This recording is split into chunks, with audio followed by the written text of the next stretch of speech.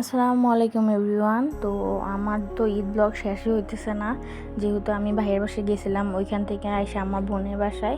তো আপুর বাসার তো খাওয়া দাওয়া চলতেছে, এর মধ্যে হচ্ছে বিকালবেলা আপু বললো যে বুট পেঁয়াজু খাবে। আর যেহেতু এতদিন ডায়েট ছিল, সবাই মানে এগুলো খাওয়া থেকে বিরত ছিল, এখন যেহেতু আমরা ডায়েট ছাড়ছি কিছুদিনের জন্য, এখন খাই চল।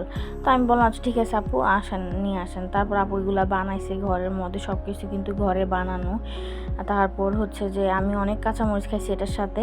আবার হচ্ছে সকালবেলা হয়েছে, তখন আবার সকালবেলা হচ্ছে গরু মাংস রুটি, যেহেতু ঈদ সিজন এখন এটাই চলবে।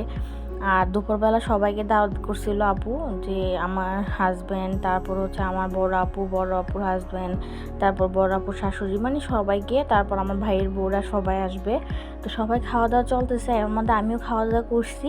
তারপর আমার হঠাৎ মনে হয়েছে যে আসলে আমি তো মানে খাবার দাবারের কোনো ভিডিও করি নাই, আর আমার তো এখন কোনো কাজ নাই শুধু ভিডিও করা ছাড়া। কারণ যেহেতু আমি এখন এটা কাজের জায়গায় মনে করি, অনলাইন সেক্টরে আসছি কাজ করার জন্য, কাজের জায়গা মনে করি, এই জন্য আমি এখন ভিডিও করি আর কি টুকটাক। তো এইগুলো আবার কেউ শো অফ মনে করবেন না যে আসলে এইগুলা খাওয়া দাওয়া করে তারা এগুলো আবার ভিডিও করতে হয়, মানে এটা হচ্ছে কাজের জায়গা। যেহেতু আমরা এখন ফেসও করতেছি না, আমি এখন মানে কি করব, এখন খাবার দাবারের ভিডিওগুলো করি আর কি, এই আর কি।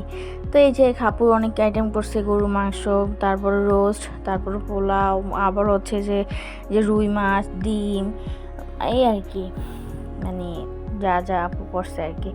তারপর আবার এখানে আবার খাওয়া দাওয়া শেষে আবার মিষ্টি আইটেম, মানে যে ডায়েট ছাড়ছি যে এর মধ্যে সব খাওয়া দাওয়া হবে এখন মিষ্টি, তারপরে ছানার মিষ্টি 2 রকমের, মানে এগুলো সব কিছু ট্রাই করছি। এই যে আমি দইও খাইছি, তারপর হচ্ছে যে আবার যে ছানার মিষ্টিগুলো খাইছি।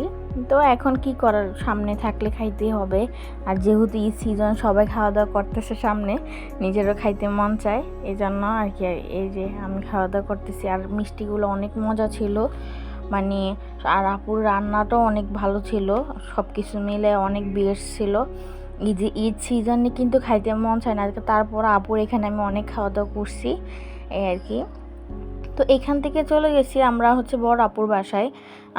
দুপুরবেলা যেহেতু আমি আবার রবিবারে চলে আসছি ঢাকাতে, এই জন্য সবাই একটু তাড়াতাড়ি করে মানে ডেটগুলো দিতেছে আর কি। যেহেতু আমরা ঈদ সিজনে সব সময় বোনেরা একসাথে হই, এখন এটা অনেকে বুঝবে না, যাই হোক, এখন হচ্ছে যে আমরা বোনেরা একসাথে হই, আর এই জন্য আপু আমি চলে আসবো দেখে তাড়াতাড়ি করে ডেট দিচ্ছে। তারপর আমরা আপু আর মানে ছোটো আপুর বাসা থেকে আমি বড় আপুর বাসায় আসছি।